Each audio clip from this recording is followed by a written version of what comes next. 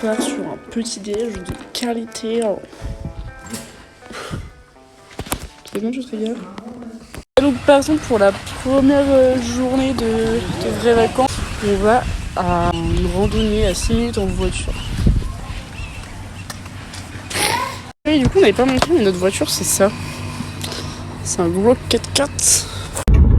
Donc normalement on va faire la randonnée de cette montagne là. Sorti les 3 chapeaux. Parti. Les égouilles.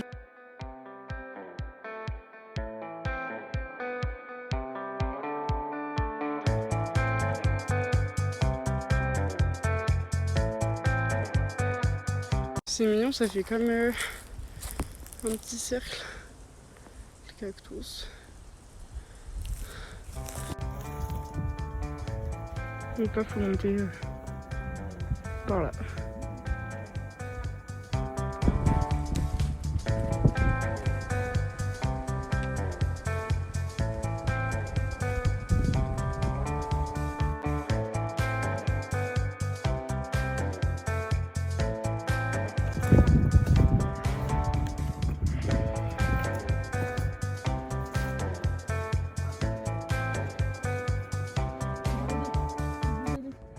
Et maintenant, c'est à mon tour.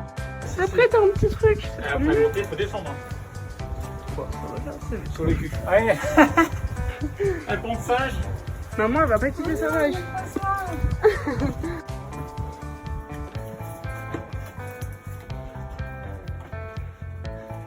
Allez, go.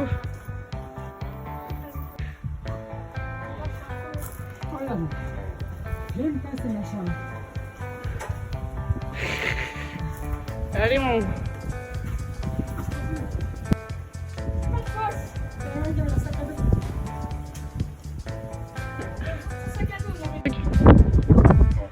Bah, si j'ai bien compris, c'est les Ménonites qui ont ça. Chacun sa parcelle. Et donc là, c'est l'autre partie de l'autre côté de la montagne.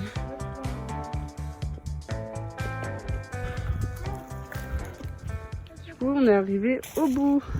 Non. Ah bon? Ah, c'est derrière la... Derrière la petite croix? Derrière la croix, il y a quand même un chemin qui part. Quoi? Mais il a pas dit ça. Si. Oui. Elle est énorme, le petit serpent.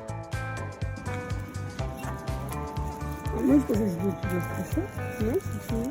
Ah, ça doit être son ventre.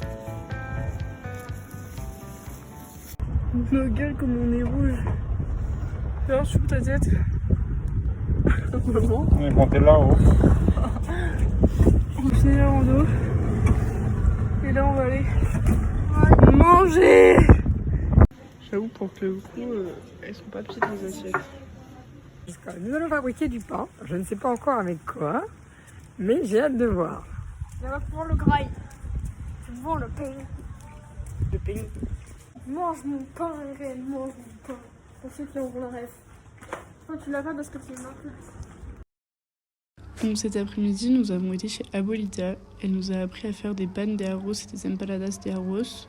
Donc c'est 2 pains faits avec une pâte à base de yuca, de farine de riz et de fromage. La seule différence, c'est la cuisson. Donc pour les empanadas, on va venir mettre la pâte dans des feuilles de bananier, alors que pour les panes de arroz, on va mettre directement la pâte sur la plaque de cuisson. On a ensuite appris à faire un mate kemato, donc on va venir mélanger les herbes, du sucre et la braise utilisée pour faire chauffer le four en terre. Les braises vont venir caraméliser le sucre et ensuite on va venir filtrer ce mélange avec de l'eau chaude et une passoire.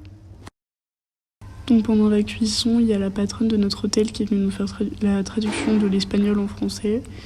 Et on a pu en apprendre un peu plus sur l'histoire d'Abuelita, de la Bolivie, on a pu poser pas mal de questions. On a aussi pu en apprendre un peu plus sur le processus de fabrication de la pâte pour les panes de arroz, parce que quand on est arrivé, la pâte était déjà faite. Donc normalement, Abuelita et sa famille font vraiment le processus de A à Z.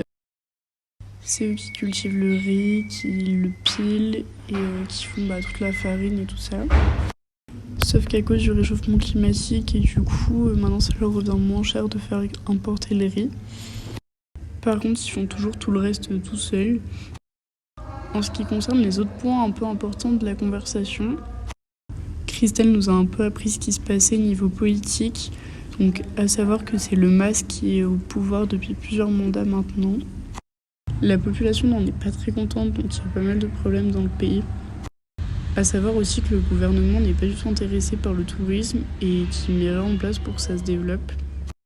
Donc à San José de Chiquito, c'est Christelle et Jérôme, les patrons de la Villa Chiquitana, là où, enfin l'hôtel où on allait dormir, qui ont mis en place un circuit gastronomique avec pas mal de Boliviens comme Abuelita pour leur permettre de vivre de leurs traditions et qu'elles ne se perdent pas. Et donc là on fonce au coucher de soleil, mais le problème c'est qu'on est resté trop longtemps, on n'a pas fait gaffe à l'heure. C'était trop cool, du coup on est resté plus longtemps que prévu, on n'avait pas du tout vu l'heure.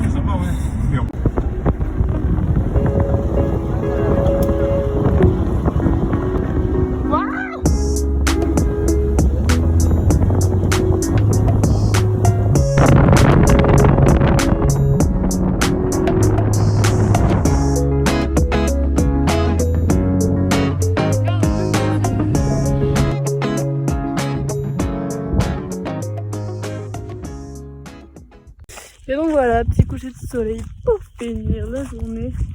Donc c'est le Miradores de la Montañeta. Et donc c'est juste au-dessus de la vallée de la Lune, c'est super beau. Jean-Marie, laisse-moi de... Mais du coup la nuit ici elle tombe super vite. Bah il est 18h moins 5 là, et la nuit elle est presque tombée. Et on dirait qu'il est 21h, 22h en France quoi. Je viens de rentrer à l'hôtel, le ciel il est encore magnifique.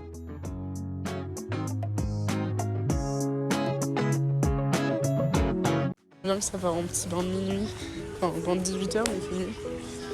J'adore. Ça c'est la Vida Loca.